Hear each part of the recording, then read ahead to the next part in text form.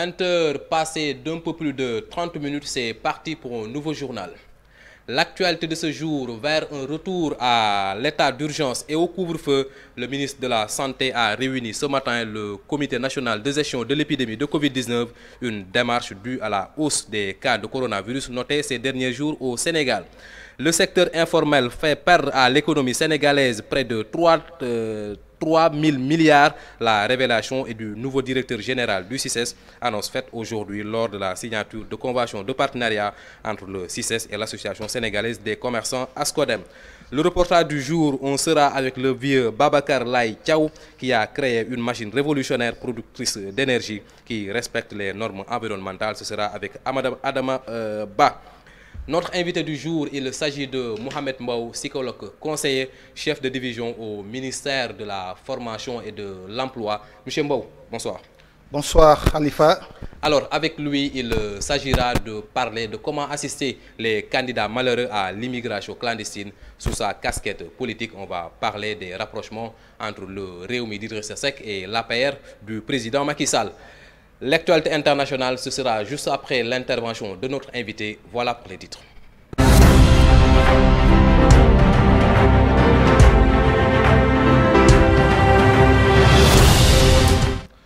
Bonsoir et merci de suivre ce journal que nous commençons avec le point sur la situation du coronavirus du jour. Sur 916 tests réalisés ce jeudi 3 décembre 2020, 44 sont revenus positifs avec 18 cas contacts, 26 cas communautaire. Un décès a été enregistré hier, mercredi 2 décembre 2020.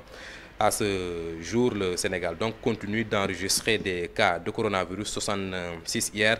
Aujourd'hui, on est à 44. Restons toujours dans le secteur de la santé avec le ministre de la Santé Abdoulaye Diouf Sarr qui a réuni aujourd'hui le Comité national de gestion de l'épidémie de Covid-19, une rencontre due à l'évolution de la pandémie au Sénégal, des chiffres qui connaissent une hausse, faisant dire à certains observateurs qu'on pourrait aller vers l'état d'urgence et le couvre-feu au Sénégal. Toujours sur l'actualité du gouvernement du Sénégal, nous allons vous faire le résumé du Conseil des ministres d'hier. Le Conseil des ministres qui s'est réuni hier comme à l'accoutumée. Le président Macky Sall et ses ministres ont décidé de prendre toutes les dispositions pour assurer le fonctionnement adéquat des centres publics de dialyse et de prise en charge des autosuffisances rénaux. Toujours dans le domaine de la santé, il a été décidé le renforcement du contrôle systématique du port du masque dans les lieux publics de transport dans le cadre de l'action sociale à l'occasion de la célébration de la Journée internationale des personnes handicapées célébrée aujourd'hui 3 décembre 2020. Le Conseil a aussi décidé de poursuivre le programme d'extension de la carte d'égalité des chances, le financement des projets et des activités génératrices de revenus pour les cibles. Voilà donc le résumé du Conseil des ministres d'hier présidé par le président Macky Sall. On parle économie dans ce journal avec cette déclaration du nouveau directeur du CICES. Selon Salihou Keita, le secteur informel fait perdre à l'économie sénégalaise plus de 3 000 milliards. Une déclaration faite aujourd'hui lors de la signature de partenariat entre le CICES et l'Association sénégalaise des commerçants et délégués des marchés ASCODEM. Reportage de Bakary Cissé. Alors que 97% du tissu de l'économie sénégalaise repose sur le secteur informel, paradoxal, ce même secteur fait perdre au Sénégal plus de 3 000 milliards, révèle le directeur général du CICES. L'informel nous fait perdre plus de 3 000 milliards par an. Vous savez, quand on dit secteur informel, on fait allusion à l'occupation anarchique, illégale de la voie publique. Et ça crée l'embouteillage, ça ralentit l'activité économique et bonjour, notre économie est affectée. C'est pour cela que l'autorité a compris qu'aujourd'hui, il faut formaliser ce secteur. En marge de la cérémonie de signature de la convention entre l'Association sénégalaise des commerçants et délégués de marché et le CICES dans le cadre de la valorisation des échanges commerciaux entre les opérateurs économiques, Salihou Keita fait le point. Nous avons décidé de signer aujourd'hui une convention de collaboration, je dis bien de collaboration avec ASCODEM. On veut favoriser les échanges entre les opérateurs économiques, les acteurs économiques du Sénégal, partout, sur toute l'étendue du territoire national. Qu'est-ce qu'on veut? On veut améliorer les conditions de travail, vos conditions de travail, vous, acteurs économiques. Qu'est-ce qu'on veut? On veut valoriser votre statut. Notons que désormais la foire sera décentralisée dans les régions pour donner accès aux différents opérateurs économiques. Il s'agit également de travailler avec les chambres consulaires, notamment les chambres de commerce et les chambres de métiers. Et puis en bref, dans ce journal avec la journée d'hier qui a été très macabre, 7 personnes ont perdu la vie dans seulement 3 accidents, des chocs qui ont eu lieu sur l'axe Linguère-Matam et Dakar-Mboro. Des chocs qui impliquent de gros porteurs parmi les victimes de ces accidents. Il y a 2 enseignants qui revenaient de leur formation, un conducteur, une dame et son bébé et un petit garçon. Toujours en bref avec l'évolution sur l'affaire Serigne Modou Kara Pépé Diallo, fils du richissime homme d'affaires Baba Diawo. Baba Diawo, oui, fait partie des personnes interpellées. En effet, le centre de redressement ouvert à Ouakam était une maison occupée par Pépé Diawo. Ce dernier aurait prêté son domicile à Mimaï Kara. C'était en bref dans ce journal. On parle de politique et de justice avec Khalifa Sall et Karim Wade qui vont vers une amnistie, une révélation qui a été faite hier par les députés. Selon les parlementaires, une loi est déjà dans le circuit, une loi qui viserait du moins à les amnistier de leurs délits. Retour sur ces affaires avec Awa Fatou Diagne. L'ex-maire de Dakar, Khalifa Sall, et l'ancien ministre d'État Karim Wade en exil au Qatar seront bientôt réhabilités par une amnistie dans leurs droits civiques. Une nouvelle liberté qui passera par un projet de loi amnistiant les crimes économiques et financiers qui est dans le circuit de l'Assemblée nationale. Ce sont les députés eux-mêmes qui l'ont annoncé hier lors du vote du projet de budget du ministère de la Justice. Ce projet de loi viserait à effacer leur condamnation et leur rendre leur éligibilité. Karim Wade et Khalifa Sall seront donc bientôt amnistiés. Mais qu'est-ce qu'une amnistie? C'est une mesure d'oubli qui fait disparaître l'infraction. Si vous faites partie des personnes visées par une loi d'amnistie, vous êtes alors reconnu comme innocent pour les faits qui avaient entraîné les condamnations. Il s'agit d'une mesure générale issue d'une loi spécialement votée à cet effet. L'amnistie est accordée par l'Assemblée nationale conformément à l'article 67 de la Constitution. Si la loi d'amnistie survient avant que les poursuites ne soient encore engagées, ceux-ci ne pourront plus l'être. On dit que l'action publique est éteinte. Si l'amnistie intervient avant qu'une condamnation ait été prononcée, les poursuites doivent être abandonnées. On dit que l'action publique est éteinte. Si l'amnistie intervient après qu'une condamnation a été prononcée, la condamnation est alors rétroactivement effacée. Dans ce cas, la fiche est retirée du casier judiciaire. La condamnation prononcée ne compte plus pour la récidive. C'est la situation d'ici Khalifa Sall et Karim Wade. Ainsi, l'amnistie est un acte législatif qui arrête toute poursuite et efface de manière rétroactive les condamnations. La personne qui la bénéficie ne perd absolument rien. Au contraire, elle bénéficie d'une faveur. Pour le rappel, Macky Sall soutenait dans une interview à France 24 qu'il envisageait, s'il était réélu, de leur accorder une amnistie générale après la présidentielle de 2019. Et puis les énergies renouvelables au cœur de l'actualité environnementale dans ce journal. Pour préserver l'écosystème, notre compatriote Babacar Laye Thiaw a créé une machine productrice d'énergie, une création révolutionnaire de notre compatriote. C'est à découvrir dans le reportage du jour avec notre confrère Adama Ba. Les énergies renouvelables ont des sources dont le renouvellement naturel est assez rapide pour qu'elles puissent être considérées comme inéquitables à l'échelle du temps humain. La soixantaine, l'homme d'une dimension remarquable, d'une vision futuriste, initiateur de la machine à production d'électricité, Ababacar Laye Thiaw Seck nous montre sa perspicacité en la matière. Une machine à produire du courant électrique par le passage des véhicules sur des pédales fixées sur la chaussée de la route. Lorsque les roues avant passent sur le véhicule, sur le pédalier, il s'enfonce. Avec un effet de ressort de rappel, il revient.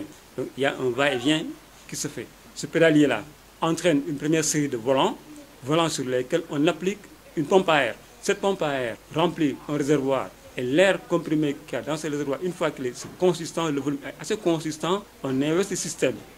Et par un système de bielle manivelle et vérin, on entraîne une autre série de volants, mais des volants beaucoup plus grands cette fois-ci. Vous assemblez ces éléments-là, vous faites un volant, vous alignez une batterie de volants et vous faites la production que vous voulez. Le secrétaire général de la coordination des associations et mouvements des jeunes de la communauté urbaine de Dakar nous explique l'essence même de cette transformation d'énergie. C'est de l'énergie fatale qu'on récupère, qu'on transforme. Le principe est très simple, c'est comme votre montre que vous réglez pendant 10-15 secondes et elle fonctionne pendant 24 heures.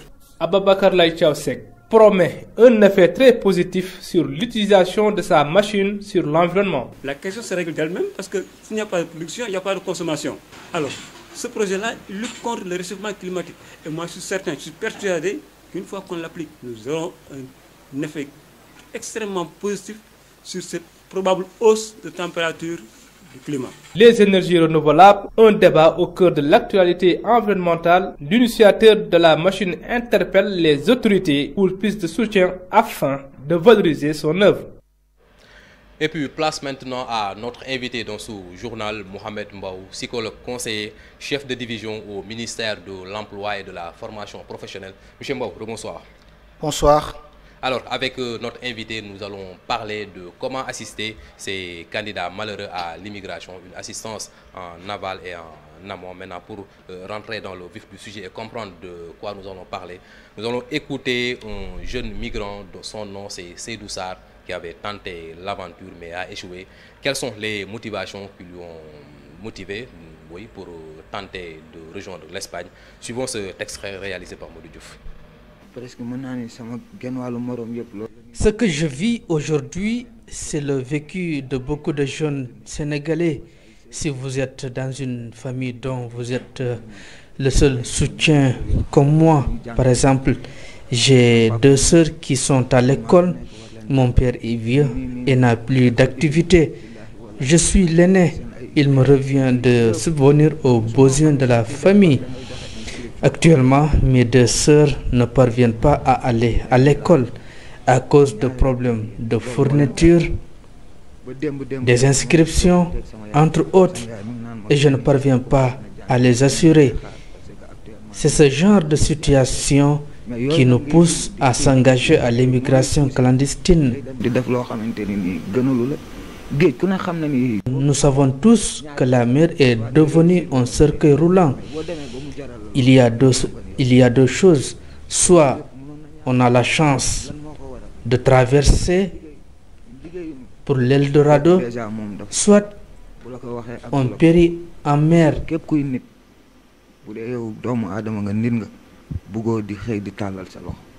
Dès l'instant qu'on s'engage à cette aventure incertaine, cela veut dire que nous n'avons plus le choix.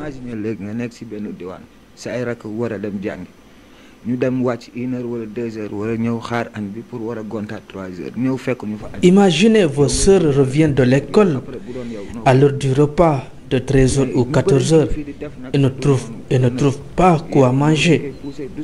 Cela fait mal en tant que responsable de famille. C'est vraiment dur. Alors, Mohamed Mbaou, vous avez suivi Seydou Sarr, un jeune candidat malheureux à l'immigration clandestine. Il nous a expliqué quelles sont les motivations qui l'ont poussé à tenter l'aventure. Une famille précaire, pauvre, une mère qui ne peut plus se permettre certaines activités. C'est le même cas que son père. Il a 2 sœurs qui sont dans le besoin financier d'être accompagnées dans le cadre de leurs études, dans le cadre de leurs besoins les plus vitaux du moins. En tant que psychologue conseiller, est-ce que les explications données par Seydou Sarr sont convaincantes? Absolument, Khalifa, absolument. C'est un récit, c'est quand même un récit émouvant. Le cas de Seydou explique vraiment les motivations qui animent la plupart des jeunes qui s'aventurent à immigrer.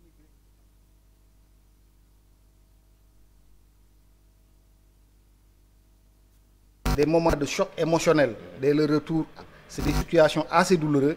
Ils sont affectés par l'échec de leur tentation, traumatisés par la drame, souvent vécu en plein océan, stigmatisés par le jugement et le regard des voisins, les analyses faites par les médias et certains leaders de l'opinion également. C'est des situations difficiles, comme il l'a expliqué. Il faut revenir dans le vif du sujet, comprendre que ces jeunes-là souffrent. Pourquoi ils souffrent? Parce qu'ils sont dans leur propre pays où ils vivent dans des moments de calvaire, des morts, des situations quand même qui les tuent à petit feu. Ce qui fait que parfois le fait de s'aventurer dans l'océan à travers les déserts sont pour eux des situations quand même atténuantes, considérant la situation qu'ils vivent au quotidien. Soulager leur conscience. Soulager leur conscience. Ça également, il faut le comprendre. C'est des gens qui sont dans des situations de désespoir, qui ont perdu l'espoir. Et lorsque la personne perd l'espoir, il n'a plus l'envie de vivre. Maintenant, est-ce que je vais vous couper, excusez-moi, est-ce que le mal est déjà fait? On a vu Seydou Sarr, physiquement, on sent qu'il n'est plus mentalement bien dans Absolument. Écoutant Seydou, tu sais que c'est un jeune qui est traumatisé. Effectivement. Traumatisé parce qu'il vient d'une épreuve difficile, de traverser une situation difficile. Mais traumatisé parce qu'également, quand il est venu, comme je l'ai dit tout à l'heure, ses voisins, l'État de manière générale, leur donne ou bien leur regarde avec un œil souvent qui leur font toujours penser à leur échec, qui leur fait passer également à se culpabiliser. Et malheureusement, ce sentiment de culpabilisation pour ces jeunes à perdre complètement espoir. Maintenant, c'est là où, le travail est sérieux, mon cher ami. C'est là où c'est sérieux parce que vous savez que nous sommes dans un pays quand même en voie de développement, mais un pays qui se doit quand même de gérer l'accompagnement des jeunes. D'abord une politique sociale vraiment à la dimension. Parce qu'un pays qui se respecte ne peut pas se permettre quand même de laisser ces jeunes comme ça, s'en aller sans encadrement, bien qu'au Sénégal quand même, nous pouvons nous réjouir d'avoir beaucoup de structures. Nous avons les structures de l'action sociale par-ci, nous avons les services, les psychologues conseillers qui sont au niveau de l'éducation nationale, de la formation professionnelle. Au niveau du ministère de la Santé également, on a...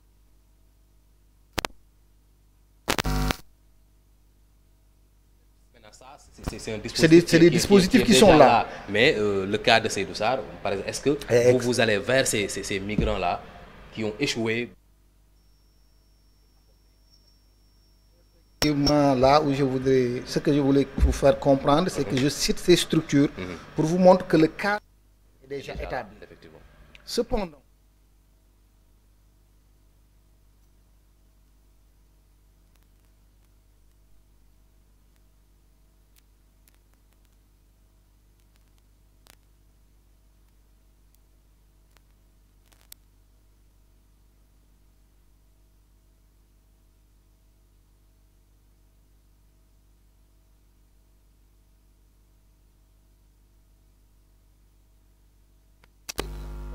essayer de les sensibiliser. C'est facile. Il faut encadrer dans ses études. À un certain âge, essayer de travailler avec lui sur un projet professionnel, un projet, ce que nous appelons projet personnel et professionnel, qui va accompagner le jeune durant tout son cursus scolaire et professionnel. Et ce projet-là va permettre aux jeunes au moins de savoir là où il est et là où il veut aller. Mais le jeune qui est déscolarisé, ou bien qui n'est pas dans le système formel de scolarisation, les talibés, les jeunes qui sont passés par les ateliers, les jeunes aujourd'hui, on voit dans l'immigration que la plupart sont des jeunes pêcheurs.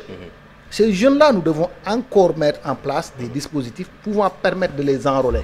Et le ministère de la formation professionnelle, quand même, n'a pas manqué de mettre en place des formations quand même qualifiantes et de courte durée pour accompagner ces jeunes-là. Mais la plupart d'entre eux ne sont pas informés. Et il faut également souligner une chose, c'est que certains jeunes sont animés par le goût de l'aventure également. Parmi ces jeunes, bien que Seydou dit que lui, c'est un jeune qui, vu la situation de sa famille, veut immigrer, mais d'autres veulent immigrer simplement parce qu'ils ont le goût de l'aventure. Mais je pense que si une bonne politique de prise en charge des jeunes est mise en place, je pense que nous pourrons quand même atteindre le maximum en essayant non seulement de s'arrêter à quand même gérer les cas qui sont revenus, chose qui est en train d'être faite, même si c'est timidement, mais essayer de mettre en place une politique qui va freiner ce phénomène. Ça allait être ma prochaine question. À vous entendre, c'est un travail que vous faites. Après que le mal soit accompli, vous laissez d'abord le jeune tenter l'aventure, nous revenir presque à moitié, essayer de le faire revenir à la raison. Est-ce que vous ne devez pas faire un travail en amont, dissuader ces jeunes-là à ne pas s'aventurer dans la mer et nous revenir à moitié? Est-ce que ce n'est pas exactement ça le travail qui vous Absolument, absolument, comme vous le dites. Et je pense que là également, comme j'ai cité tout à l'heure, des structures qui sont là, ces structures, la plupart de leurs missions, c'est des missions d'anticipation, c'est des missions de veille. Et je pense que si vous venez aujourd'hui à la formation professionnelle, l'ensemble des formations qui sont proposées visent à satisfaire le besoin d'employabilité, à absorber quand même cette demande d'emploi des jeunes. Parce qu'un jeune, pour lui donner un emploi, il faut d'abord l'outiller, le former, l'accompagner vers l'insertion. Et vous voyez d'ailleurs dans notre ministère aujourd'hui, au-delà de la formation professionnelle et de l'apprentissage qui vise les couches qui ne sont pas quand même instruites jusqu'à un certain niveau, mais également nous avons un autre dispositif qui est mis en place, le dispositif d'insertion. Et l'insertion, c'est un processus qui accompagne le jeune vers un emploi quand même salarial ou vers l'auto-emploi. Et je pense que partant de là, on peut dire que des dispositifs de prise en charge préventive existent déjà. Cependant, comme je l'ai dit, l'information quand même tarde à gagner vraiment sa partie. Effectivement. Ce que nous voulons. Oui. À vous entendre, votre travail se limite seulement sur les candidats. Est-ce qu'il n'y a pas un autre travail qui doit être fait sur la société, par exemple? La société qui regarde d'un œil péjoratif le jeune qui a atteint l'âge de 20, 25 ans, 30 ans et qui n'arrive pas à satisfaire les besoins vitaux de sa famille. Est-ce qu'il n'y a pas un travail qu'il faut intervenir pour sensibiliser cette société-là d'abord? Absolument, il le faut. Il le faut parce que notre société également, certains disent que c'est une société qui est malade.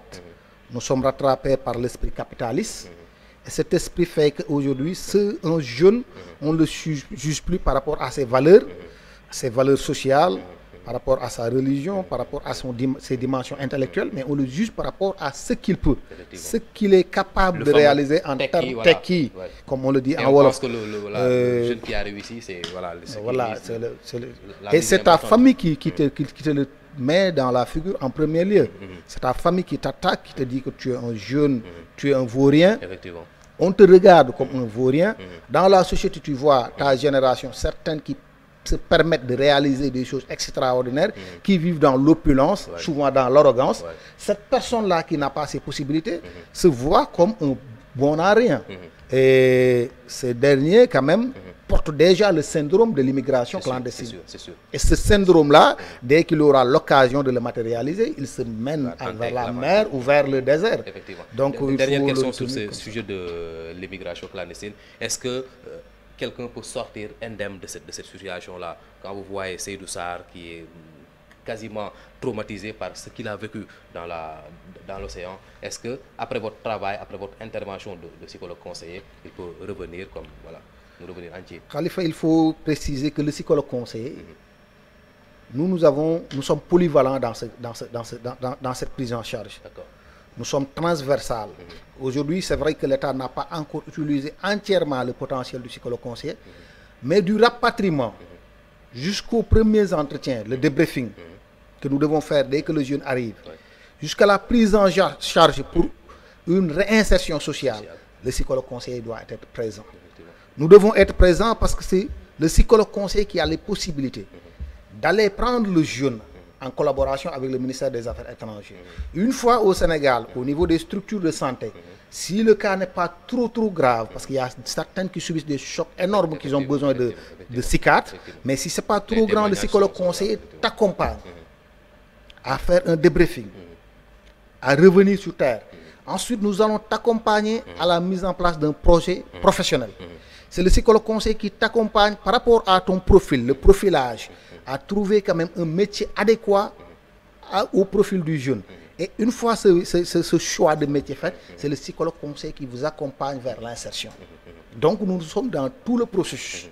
Et bon, nous invitons l'État quand même à responsabiliser davantage les psychologues conseils et les travailleurs sociaux, qui sont également des pans importants dans ce dispositif, parce que disons que c'est des questions qui sont là, c'est un phénomène.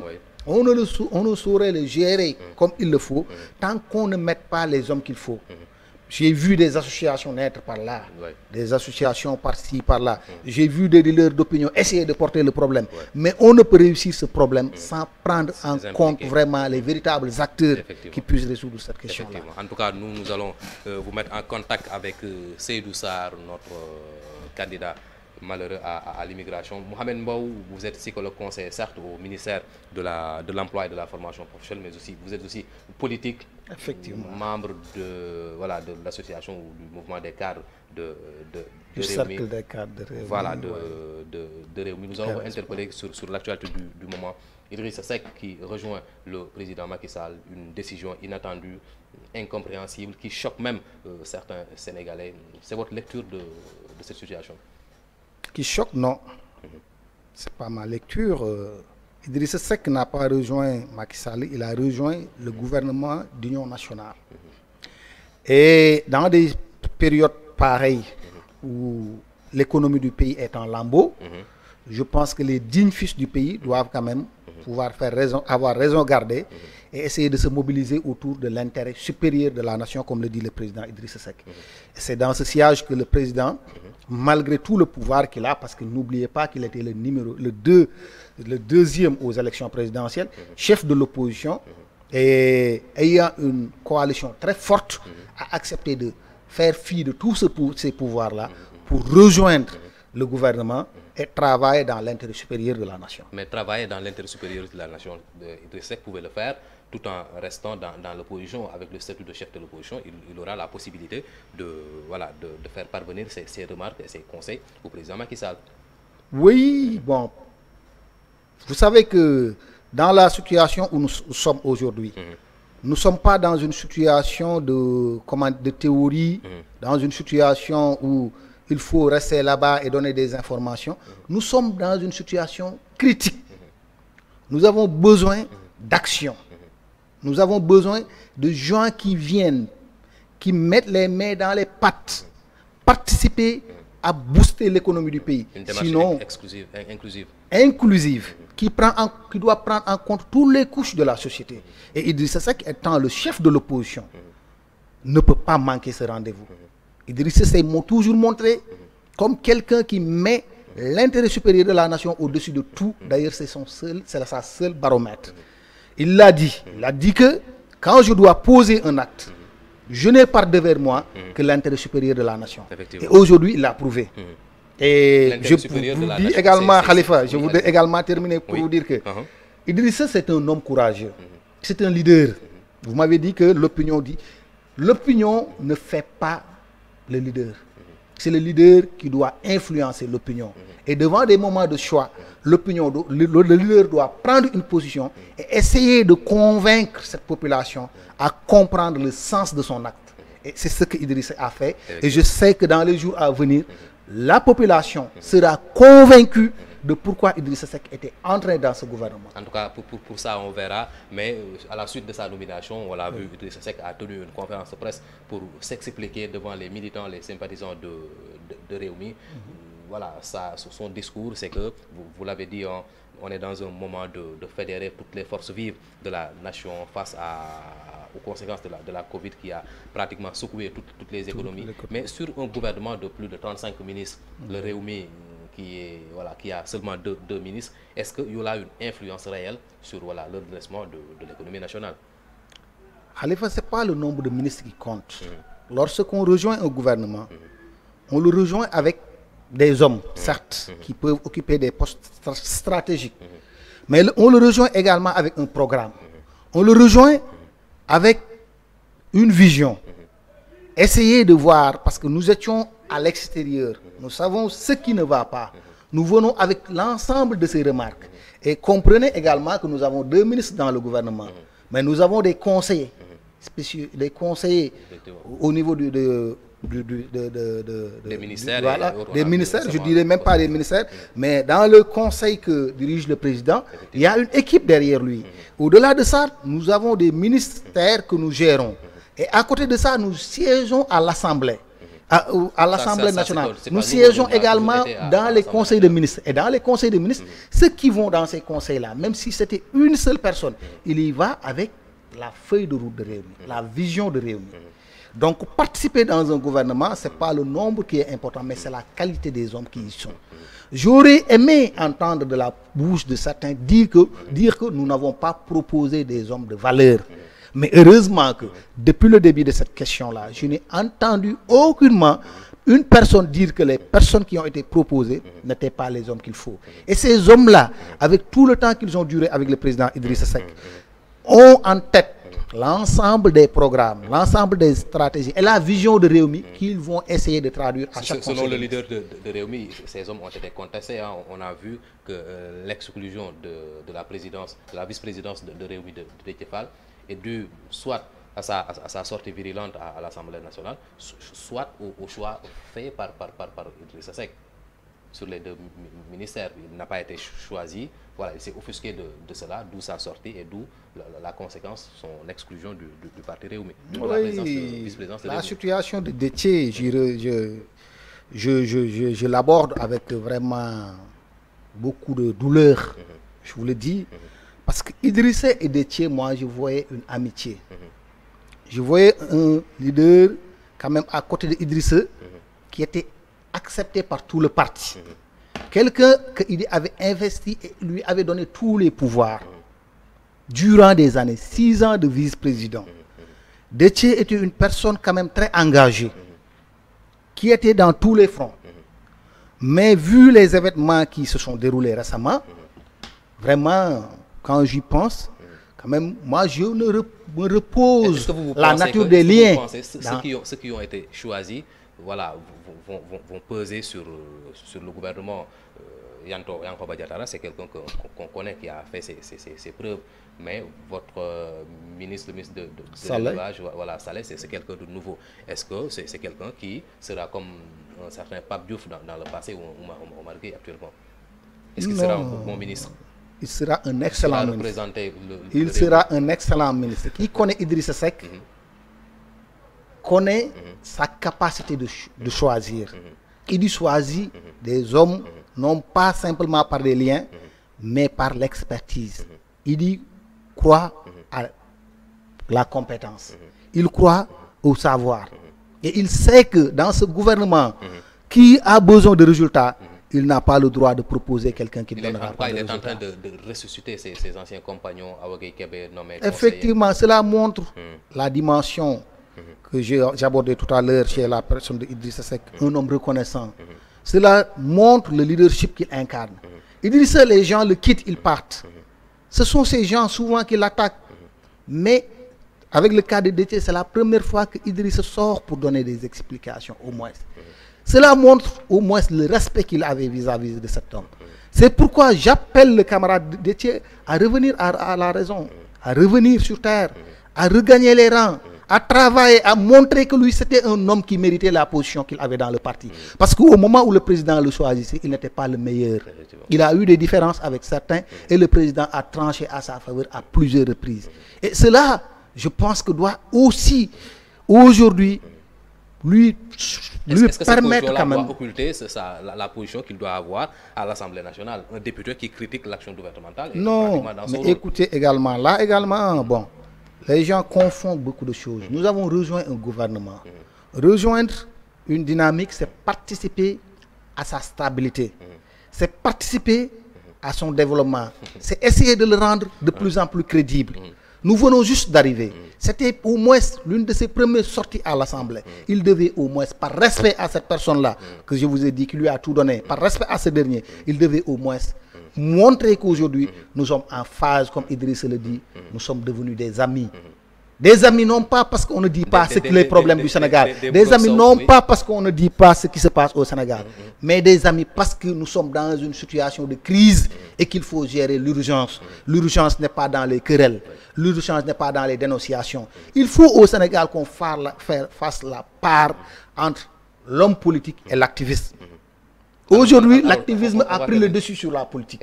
Et même les politiques les plus respectés sont en train d'être influencés par les activistes. Et je n'ai jamais pensé qu'un homme aussi formé, aussi proche de Idriss Seck puisse être quand même influencé par cette situation.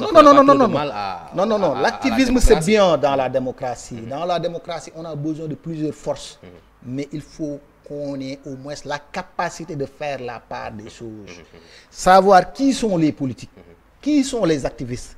L'activiste, c'est un homme utile dans la société, mais l'activiste n'est pas porteur de projet. C'est un homme de contestation et pas un homme de solution. L'homme politique est un homme de solution.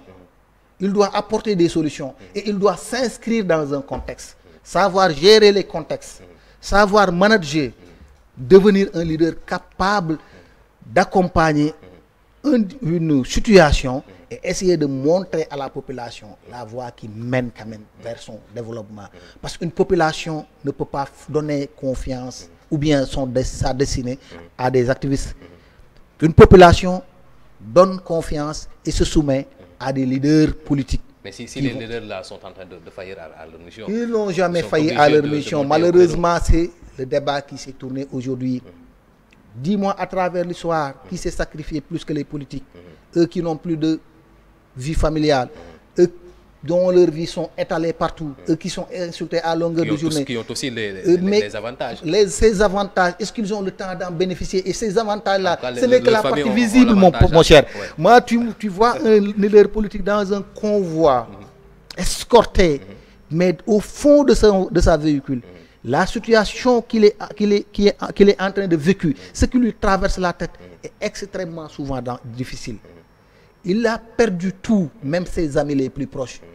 Et ces derniers, si maintenant on veut les jeter dans les torchons, dans les poubelles, pour applaudir un activiste venu souvent de nulle part, ou bien même s'il a trouvé toutes les expertises, qui ne propose rien en revanche, c'est facile de critiquer, mon cher. Moi, j'aime ça.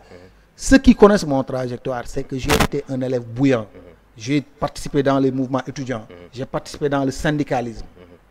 Mais à chaque fois, j'essaie de faire la part entre l'action politique et l'action de l'activisme. Voilà, et on va terminer avec ça. Mohamed Mbaw, un politicien tonitruant qui a su répondre à toutes nos interpellations. Vous l'aurez constaté, on n'aura pas évacué toutes les questions. En tout cas, merci d'avoir été l'invité du journal de 20h30 de AMTV. Un dernier mot? Oui, mon dernier mot quand même, je le consacre à cette date du 3 décembre. Oui. Voilà, qui marque la fête internationale, la célébration internationale des personnes handicapées. Voilà, étant le responsable de la division d'orientation spéciale au service national d'orientation professionnelle, je suis le chef de division de l'orientation spécialisée, une structure dédiée aux personnes vulnérables. Et dans ces personnes vulnérables, il y a les personnes en situation de handicap. Et en plus, je suis membre de handicap.sn. En plus, je suis le point focal du ministère au niveau de l'ONG Handicap International. Donc je connais les OPH, les organisations des personnes handicapées, et avec eux, ces mots vont me permettre quand même de leur féliciter et de leur souhaiter une bonne fête. Voilà, et inviter l'État également à écouter leurs doléances, parce qu'ils ont des doléances. L'État, dans sa politique d'emploi, doit penser aux personnes en situation de handicap, parce que c'est les personnes les plus vulnérables également, qui ont rarement la chance de pouvoir participer quand même dans l'immigration clandestine, mais s'il en avait les pouvoirs, je suis sûr que certains le feront parce qu'également ils sont dans la misère. C'est sûr, j'espère que le message sera entendu à qui de droit. La suite de ce journal, c'est en bref pour s'attaquer à l'actualité internationale avec le décès de Pape Bouba Diop, dont la famille a organisé des obsèques publiques pour leur fils. Un recueillement s'est tenu aujourd'hui à 11h au centre hospitalier de Lens, suivi de la levée du corps. C'était aujourd'hui même à 11h30. Le rapatriement de la dépouille est prévu demain 4 décembre par vol Air Sénégal numéro HC404. Ce sera demain, vendredi. L'avion va quitter l'aéroport de Roissy à 10h40 pour atterrir à l'AIBD de Diass à 15h30 et l'inhumation est prévue dans la ville natale de Pape Bouba Diop. C'est toujours à Rufisque. C'est la fin de ce journal que nous avons eu le plaisir de vous présenter. Le grand rendez-vous de la rédaction, c'est toujours demain à 20h30. Merci de nous avoir suivis. Bonsoir. Bonsoir, merci.